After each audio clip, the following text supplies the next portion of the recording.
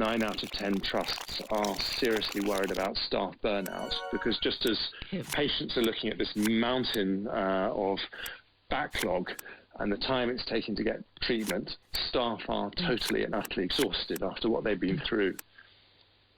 Jeremy Hunt, former Health Secretary, thank you.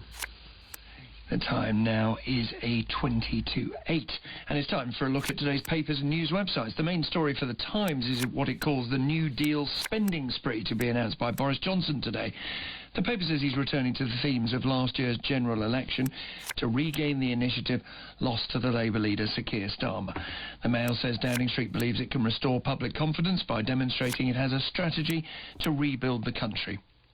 Dubbing Mr Johnson Boz the Builder, The Sun says the Prime Minister's ambition is admirable, but the paper's editorial says the headline figure of £5 billion is underwhelming, raising fears the investment will never match the rhetoric.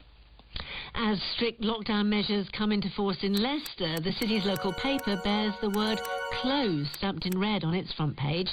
The city's mayor, Sir Peter Salisbury, tells the Leicester Mercury that the measures are harsher than anticipated. Business owners are quoted saying they fear for the future.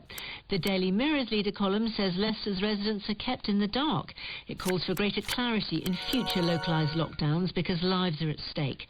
The Daily Telegraph objects to the idea of perpetual lockdowns and endorses a different approach proposed by some scientists. It wants the government to look seriously at lifting all lockdown restrictions in a medium-sized city and using weekly testing to see if coronavirus can be controlled. In The Guardian, charities condemn as appalling the return of benefit sanctions with today's reopening of job centres. The Joseph Rowntree Foundation tells the paper that the welfare system should not be used to force people into searching for jobs that don't exist. The Department for Work and Pensions